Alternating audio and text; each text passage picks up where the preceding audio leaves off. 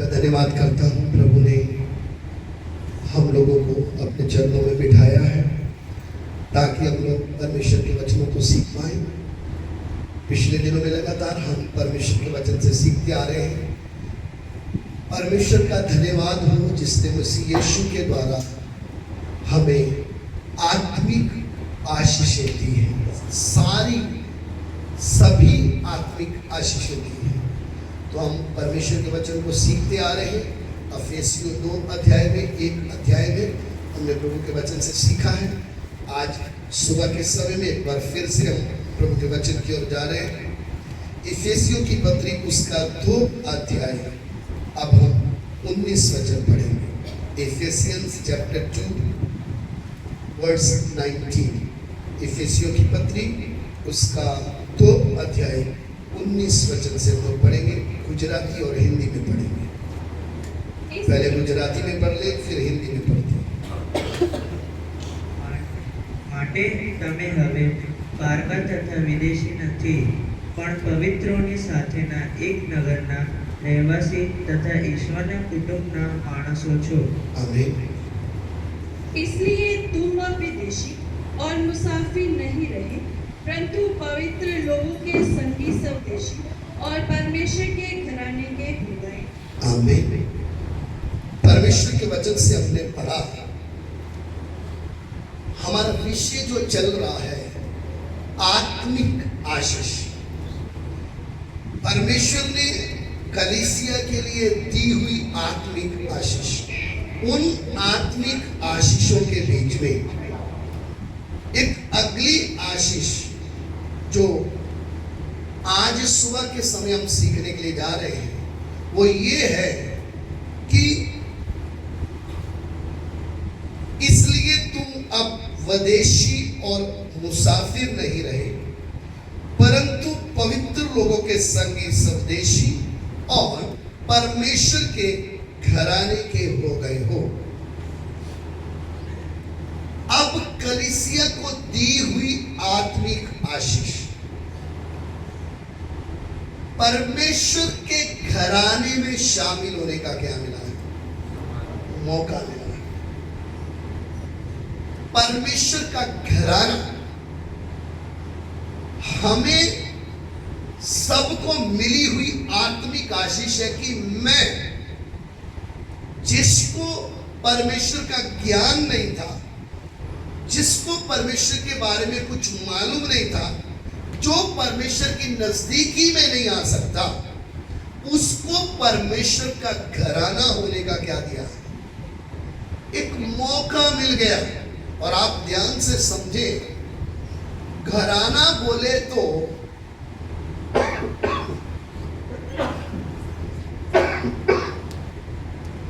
कई स्टेट में इतना इस चीज को महत्व नहीं दिया जाता, लेकिन हमारे गुजरात में सरनेम को क्या दिया जाता है? एक महत्व। इसलिए किसी भी डॉक्यूमेंट में सबसे पहले क्या पूछते हैं? आपका सरनेम क्या है? सरनाम सूची, बराबर। वो सरनेम का मतलब क्या है? क्यों पूछा जाता है सरनेम? ताकि पता चले ये कौन से कुटुंब का है, कौन से धर्म का है, कौन से घराने का है, कौन व्यक्ति है। इसलिए उसको बोला जाता है ये इस कुटुंब का है। जैसे किसी भी व्यक्ति के नाम के पीछे कोई आए, कुछ भी लगेगा तो उसी से उसकी क्या हो जाती है? उसकी पहचान, उसका सरनेम उसकी क्या बताता है? पहचान बताता है कि ये उस घराने का है, या ये उस जाति का है, ये उस धर्म का है। तो घराने में हर एक व्यक्ति का अपना अपना क्या है? सरनेम है। सरनेम समझ से हमारे बीच में कोई मनारिया है, कोई चावड़ा है, कोई पटेल है। अब हम चावड़ा और मीनारिया या पटेल, तीनों को मिक्स कर 3 पर्सन हमारे सामने। इन तीनों के घराने में से कौन निकलेगा? अब पटेल के घर में कौन पैदा हो रहा है? मेनारिया नहीं। क्या आपको समझ में आ रहा है मैं क्या बोलना चाहता हूं? अब जो मिनारिया, उसकी संतान से क्या निकल रहा है? पटेल नहीं, कौन? मेनारिया ही निकलेगा। क्या आपको ये बात समझ में आ रही है? हम बात कर रहे घराने की। अब इस संसार का जो घराना है, हम बोल सकते हैं हमारे दोस्त का बेटा है, हमारे पहचान में है, लेकिन ऐसा नहीं हमारे सरनेम का है, ऐसा हम बोल नहीं सकते। उसके लिए करना क्या पड़ेगा? सरनेम चाहिए तो क्या करना है? उस घराने में क्या लेना है? जन्म लिए बिना नाम के पीछे पटेल आने वाला।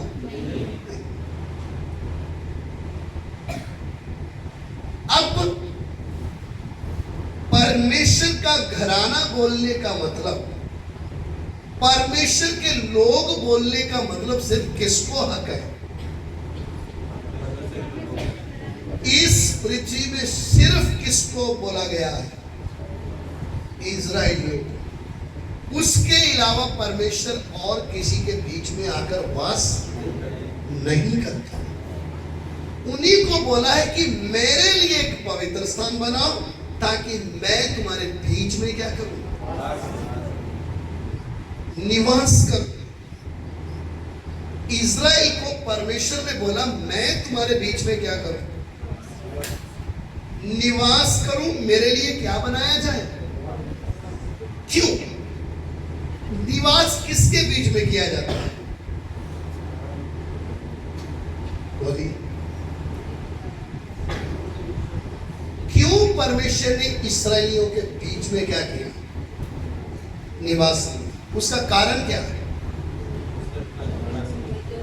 क्योंकि परमेश्वर ने उसको अपना क्या बनाया है? घराना बनाया है। इसलिए वो उनके बीच में आकर क्या करता है?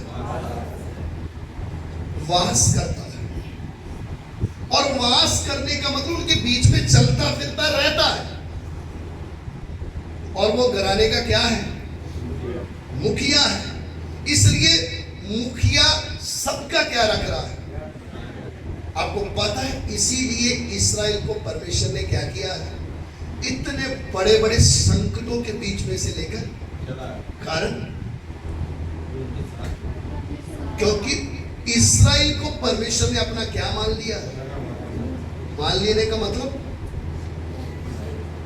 क्या बन गए? परमेश्वर का घराना बनकर चल रहे हैं।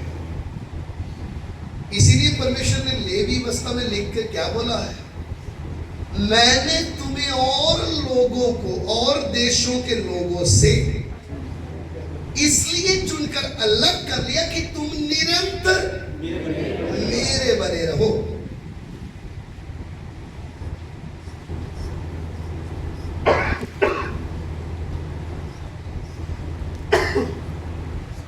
इसलिए परमेश्वर ने जितने बड़े बड़े काम किए, वो किस कारण किए?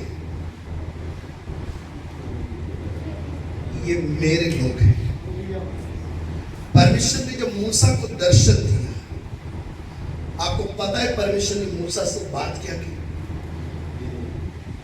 मैं मेरे लोगों को छुड़ाने के लिए किधर उतराया? आग की इस झाड़ी में। मेरे लोग बोलने का मतलब ये मेरे, दूसरे के किसी के नहीं है। और आप और गहराई में जाओगे तो फिरौन को के लिए बोला, मूसा जाके बोल ये मेरा पहलौठा है। इस्राएल क्या है? पहलौठा है। मैं तुम्हें इसके ऊपर अत्याचार करने, तू इसको गुलाम नहीं रख सकता। मैं छुड़ाने के लिए आया। घराने घराने का शब्द मैं विश्वास करता हूँ आपको क्या आ गया।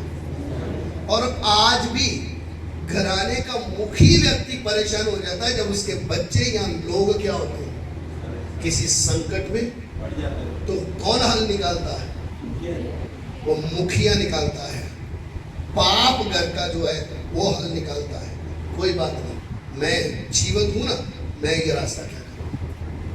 इसी हिसाब से परमेश्वर ने इस्राएलियों को हर संकट से क्या किया? छुड़ाया, उनको निकाला। इतने बड़े बड़े काम उनके जीवन में किए। क्यों?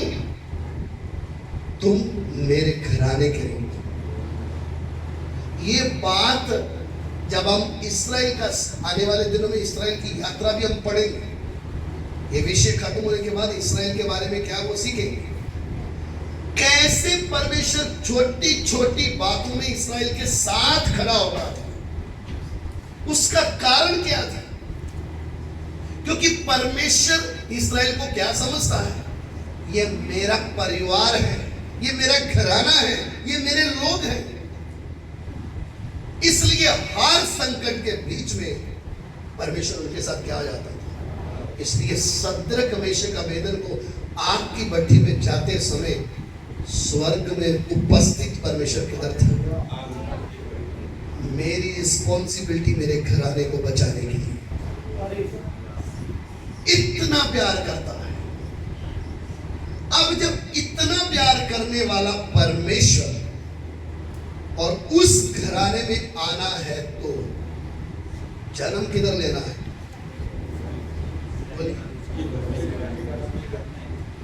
इजरायली के घर में। तब जाकर हम परमेश्वर का क्या बन सकते हैं? परमेश्वर का घराना बन सकते हैं। इसके अलावा कोई मार्ग है नहीं। हम इस्राएल में जन्म ले, उनकी विधियों को माने, परमेश्वर की व्यवस्था को माने, तो हम किसका घराना? परमेश्वर का घराना। और तो कोई क्या नहीं हमारे पास रास्ता। लेकिन परमेश्वर का अनुग्रह, हम अन्य जातियों के लिए परमेश्वर की बड़ी आशीष क्या है? इफिसियों की पत्री उसका 2 अध्याय उसका 12 वचन पढ़े, 12 और 13। તે સમય તમે ખ્રિસ્ત રહિત ઇઝરાયલના પ્રજાપણાના હક વગરના તથા વચનના કરારથી પારકા, જગતમાં આશા રહિત તથા ઈશ્વર વગરના એવા હતા. પણ તમે જેઓ પહેલા દૂર હતા તે તમે હમણાં ખ્રિસ્ત યેશુમાં ખ્રિસ્તના લોહીએ કરીને પાસે આવ્યા છો. तुम लोग उस समय मसीह से अलग और इज़राइल की प्रजा के पद से अलग किए हुए और प्रतिज्ञा की वाचाओं के भागी ना थे और आशाहीन और जगत में ईश्वरीय रहत थे। पर अब मसीह यीशु में तुम जो पहले दूर थे, मसीह के लहू के द्वारा निकट हो गए हो। आमीन। बोलता उस समय तुम इस्राएल के पद से क्या थे? अलग थी, आशाहीन, प्रभु से दूर, बाहर के लोग थे। हम क्या गिने जाते थे? अन्य जाति को क्या बोला जाता है? ये अपना। आज हम भी किसी अन्य जाति को क्या बोलते हैं? कुछ समझ में आ रहा है? शब्द बदल जाते हैं। जो प्रभु मेरे उसको देख के हम क्या बोलते हैं? ये तो अन्य जाति, ये अपने में नहीं। और इस्राएली हमें देखकर क्या बोलते हैं? ये तो अन्य जाति। इसके पास से भी निकलना हमारे लिए क्या है? समझ में आया? इतना नफरत करते हैं और इतना गर्व करते हैं कि हम अपने परमेश्वर के लोग। हम नहा धो के कितने भी अच्छे कपड़े पहन के बाहर निकले, बेल्ट वेल्ट लगा के, टाई वाई लगा के, हमें देखते वो थूक देंगे, बोले यार किसका शक्ल देंगे। समझ में आया? क्यों? अपन तो कैसे गए थे? बड़े अच्छे हस्त को तेल में लगा के, बाल वाल बना के हम इस्राएली को मिलने जा रहे हैं। हेलो कैसे हो? और वो क्या कर रहा है? शक्ल देख के क्या करता है? उठता है कि मैंने किसकी क्या देख ली। क्यों? ये मेरे परमेश्वर का नहीं जाती। मैं कौन हूं? मैं परमेश्वर के घराने का। अब आप सोचो, इस्राएल में हम क्या नहीं ले सकते? जन्म ले नहीं सकते। गलती से चले भी गए तो वो देखे हमें क्या करेंगे। अब परमेश्वर का घराना कैसे बन गया? ये है आशीष, ये है हमारे जीवन की आशीष कि प्रभु तेरा अपना घराना जब है, तूने इस दारू पीने वाले को, इस जुआ खेलने वाले को, इस अन्य जाति को क्या कर दिया है? क्या बोलता है? तुम जो पहले दूर थे, मसीह यीशु के लहू के द्वारा अब क्या किए गए? अब पास में बुलाए गए हो, नित्य बुला लिया है। क्यों? ये सब कैसे हुआ? क्रूस के ऊपर प्रभु यीशु मसीह ने क्या बहाया? अपना खून बहाया। खून बहाने के कारण हम क्या हो गए? हम अन्य जाति से, पापी से क्या बन गए? धर्मी बन गए। अब जब धर्मी बन गए, हमारे जीवन में हुआ क्या? हम परमेश्वर के पास या उसके इस्राएल में जन्म नहीं ले सकते थे, आज भी क्या नहीं कर सकते, लेकिन हमारे जीवन में प्रभु ने कार्य क्या किया बताए? हमें अपना घराना बनाने के लिए प्रभु यीशु मसीह ने क्रूस के ऊपर क्या दे दिया? और जिस क्षण हमने प्रभु यीशु मसीह के ऊपर विश्वास किया, हमने कितने भी गंदे पाप किए ना किए, हम कितने भी बुरे थे, लेकिन जिस क्षण घुटने टेककर हमने बोला प्रभु यीशु मैं पापी हूं, मुझे अपने लहू से क्या कर दे? धो दे। और जिस क्षण मैंने अपने मन से ऊपर क्या किया? प्रभु यीशु के ऊपर क्या किया? मेरा विश्वास क्या है? तू ही मेरा सृष्टि करता है और तू ही मेरा उद्धार करता है। अब तू ही मेरा प्रभु है, मैं तुझे अपना प्रभु करके क्या करता हूं? ग्रहण करता हूं। और परमेश्वर का वचन क्या कहता है पता है? जितनों ने उसे ग्रहण किया, उनको परमेश्वर की संतान होने का क्या मिला है? यूहन्ना सुसमाचार 1 अध्याय जब हम 12 वचन पढ़ते हैं, उधर लिखा है, पढ़ लीजिए हिंदी में, समय बचाने के लिए हिंदी में जल्दी जल्दी पढ़े। परंतु जितना ने उसे ग्रहण किया, उसने उन्हें परमेश्वर की संतान होने का अधिकार दिया, अर्थात उन्हें जो उसके नाम पर विश्वास रखते हैं, वे ना तो लहू से, ना शरीर की इच्छा से, ना मनुष्य की इच्छा से, परंतु परमेश्वर से उत्पन्न हुए हैं। आमीन। जितनों ने यीशु मसीह को क्या किया है, उनको परमेश्वर की संतान होने का क्या मिला? अगला वचन प्रभु की मर्जी तो एक्सप्लेन करूंगा मैं, समय मिलेगा तो।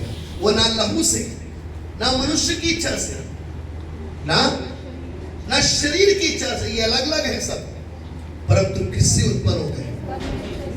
इस्राएलियों को परमेश्वर ने अब्राहम को चुनकर उसके घर में पैदा होगे, मेरी विधियों को मानोगे तो तुम मेरी प्रजा, तो मेरा घराना बनो। मेरी विधियों को मानोगे, अब्राहम की संतान से जन्म लोगे तो मेरे लोग। लेकिन मेरे और आपके साथ प्रभु ने क्या किया है? हमने प्रभु यीशु मसीह को ग्रहण करते ही हमें सीधा किसका पुत्र बनने का मौका मिला। और जो पुत्र है, और ऐसे ही नहीं पुत्र बन गया, उसके वचन के बीज को हमने क्या किया? ग्रहण करने के कारण हमारा नया जन्म हुआ। नया जन्म परमेश्वर के घर में जन्म लेने के कारण हम उसका घराना है। इसलिए हमें शर्म, कोई बोलता है तुम प्रभु के यीशु को मानते हो? हाँ, क्यों?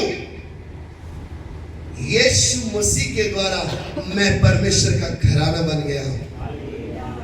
उसके ऊपर विश्वास करने से मुझे परमेश्वर का पुत्र होने का क्या मिला? क्योंकि मैंने उसके वचन के द्वारा क्या लिया है? नया जन्म लिया है। पहला पत्रस 1 उसका 23 वचन पढ़े। क्योंकि तुमने नाशवान नहीं पर अविनाशी बीज से परमेश्वर के जीवते और सदा ठहरने वाले वचन के द्वारा नया जन्म पाया है। तुमने नाशवान नहीं परंतु अविनाशी, सदा रहने वाला, सदा स्थिर रहने वाला परमेश्वर के वचन के द्वारा क्या पाया है? अब आपको परमेश्वर का घराना समझ में आ रहा है बात? मुझे परमेश्वर का घराना बनने का मौका कैसे मिला? मैंने उसके वचन को क्या किया? ग्रहण करने के कारण, मैंने उसके वचन से जन्म लेने के कारण मुझे परमेश्वर का घराना बनने का क्या मिला? आज इसलिए लिखा है, अब से तुम वदेशी और, गुजराती में क्या शब्द है पता है? अभी तुम क्या नहीं हो? वदेशी और पार का, उसका मतलब क्या है? पहले पराया था तू, तुझे कोई एक्सेप्ट। अब आप सोचो परमेश्वर के उस दी हुई आशीष की कीमत क्या है? जिस दारू पीने वाले को घर वाले भी क्या नहीं करते, अच्छे से ग्रहण, जिसको समाज देख के मजाक उड़ाता है, जिसको दुनिया देख के बोलती है ये अपनी जिंदगी बर्बाद कर लिया इसने, जिसके अपने ही लोग उससे परेशान हैं, जिसके अपने ही लोग बोलते हैं अब तो इसकी जिंदगी क्या हो गई,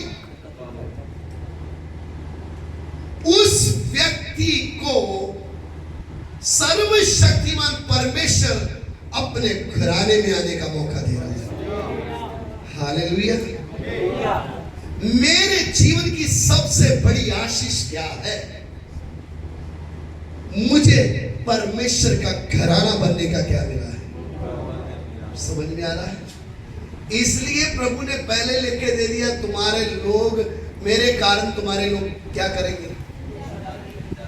तुम्हारे से बैर रखेंगे, तुम्हारी निंदा करेंगे, तुम्हें छोड़ देंगे, तुम्हें त्याग देंगे, तुम्हें कभी एक्सेप्ट क्यों नहीं करेंगे?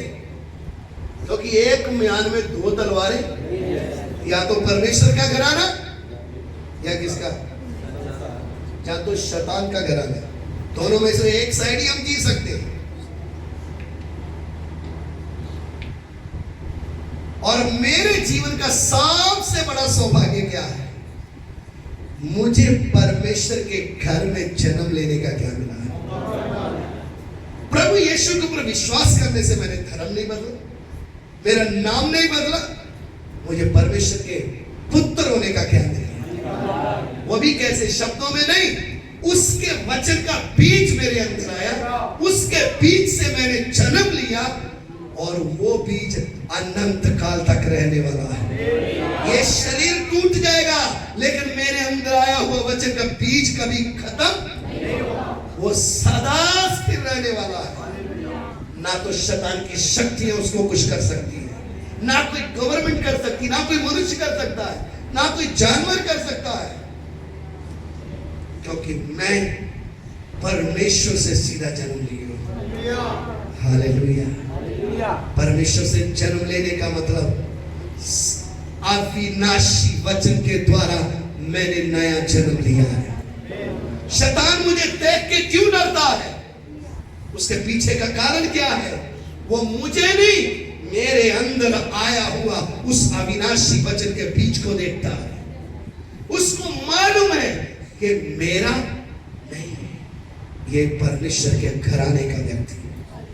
मेरे प्यारों, आज दुनिया इस संसार की आशीष के पीछे पड़ी हुई है। मुझे कैसे भी करके इस पृथ्वी में बड़ा अमीर व्यक्ति बनना है, मुझे कैसे भी करके इस संसार में बड़ा इंसान बनना है, मेरा नाम चिन्ह होना चाहिए, मेरे पास ये सब होना चाहिए। लेकिन इस संसार की सारी आशीषें एक दिन इसी पृथ्वी में मिट जाएगी। परमेश्वर का वचन कहता है एक समय आएगा, परमेश्वर एक कपड़े के समान इस आकाश को बदल देगा, इस पृथ्वी को बदल देगा। जब आकाश नहीं रहेगा, पृथ्वी नहीं रहेगी, तब कौन रहेगा? प्रकाशित वाक्य में लिखा हुआ है 22 अध्याय जब हम पढ़ते हैं, तब मैंने एक आवाज सुनी, देख परमेश्वर का डेरा मनुष्यों के बीच में है।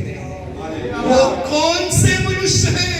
ये वो मनुष्य हैं जो पृथ्वी में परमेश्वर का घराना बन चुके थे।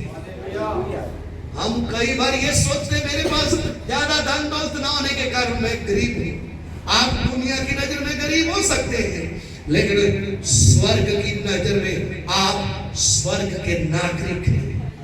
वो नागरिकता पैसे से नहीं मिलती है, वो नागरिकता धन दौलत से नहीं मिलती है, वो नागरिकता यीशु मसीह के ऊपर विश्वास करने से मिलती है। इसलिए आपको दुख नहीं होना चाहिए कि आपके समाज ने आपको निकाल दिया, कोई बात नहीं। आपके लोग आपसे नफरत करते, कोई बात नहीं। एक समय आने वाला है, आप परमेश्वर को आमने सामने देखेंगे। जिसको बिना देखे उसका धन्यवाद कर रहे हो, एक समय आने वाला है, परमेश्वर का डेरा मनुष्यों के बीच में। वो कौन से मनुष्य? हम, जिसको उसने अपना घराना क्या कर लिया है? बनाया है। इसलिए अब से तुम विदेशी और मुसाफिर नहीं, परमेश्वर का घराना, पवित्र लोगों के संगी सविदेशी हो। मेरे जीवन की सबसे बड़ी आशीष क्या? मैं परमेश्वर के घर में जन्म लेकर उसका घराने का बन गया। अब मुझे उसको पिता बोलने में क्या नहीं आती, मुझे शर्म नहीं आती। संसार के तौर पर एक बच्चे को जब बोला जाता है, एक जवान को पूछा जाता है कि ये व्यक्ति तेरा पिता है, वो क्या बोलता है? हाँ, ये मेरा क्या है? संसार में पूछते समय यीशु कौन है, समाज में पूछते समय यीशु कौन है, हमें क्या नहीं करना है? हमें शर्म नहीं आना है। हाँ, मैंने शैतान के घर में जन्म जरूर लिया था, लेकिन यीशु मसीह के ऊपर विश्वास करने के द्वारा अब मैं परमेश्वर का घराना, उसने मुझे चुन लिया है, उसने मुझे अपना घराना बना लिया है। और वो दिन बहुत जल्दी आने वाला है, मैं मेरे असली घर में चला जाऊंगा, मैं मेरे परिवार में चला जाऊंगा। ये परिवार, ये घराना थोड़ी देर के लिए है, वो भी कितने ताने सुनाते हैं, तुमने क्या पा लिया उधर जाके, तुमने क्या ले लिया। अभी समझ में नहीं आएगा, अभी हम आपको कुछ दिखा नहीं सकेंगे। एक समय आएगा, आप देखोगे जरूर, लेकिन उसके बाद आप कुछ भी कर नहीं पाओगे, क्योंकि परमेश्वर अपने घराने के साथ इस पृथ्वी में राज्य करेगा, अपने लोगों के साथ इसी पृथ्वी में क्या करेगा। तब कोई रास्ता नहीं होगा। इसलिए निराश ना हो, बल्कि खुशी और आनंद के साथ चले। मैं परमेश्वर का क्या बन गया? मैं उसका घराना बन गया। आइए अपनी आंखें बंद करें, इस वचन के ऊपर थोड़ी देर ध्यान दें। Hallelujah, hallelujah. मैं क्यों निराश हूं जब मुझे लोग बोलते तुमने ये कर लिया, तुमने वो कर लिया, तुमने क्या क्या छोड़ दिया। मेरे जीवन का सबसे बड़ा उत्तम आशीष, मुझे परमेश्वर के घर में जन्म लेने का मौका मिला। जन्म लेकर मैं उसके घराने का बन गया, इसलिए मुझे अब चिंता नहीं। हालेलुया। आइए प्रार्थना करें। हमारे प्यार करने वाले परमेश्वर, हम आपका धन्यवाद करते हैं प्रभु, दी हुई इस आत्मिक आशीष के लिए। प्रभु, कितने लोग हैं जिन्होंने अंधकार में जन्म लिया और अंधकार में मर गए। हमने भी अंधकार में जन्म लिया, लेकिन मरने से पहले तेरा घराना बनने का मौका। ये हमारे जीवन का सबसे बड़ा सौभाग्य है, हमारे जीवन की सबसे बड़ी आत्मिक आशीष है। प्रभु हम इस संसार की ओर ना देखें, तेरे से पाई हुई आशीष को देखें और तुझ में आगे बढ़ते हुए अपने जीवन को तेरी इच्छा के अनुसार चलाने के लिए सहायता कर। जितने लोगों ने तेरे वचन को सुना प्रभु, एक एक के ऊपर तेरा अनुग्रह बना रहे, विनती को सुनो पिता, यीशु मसीह के नाम से मांगते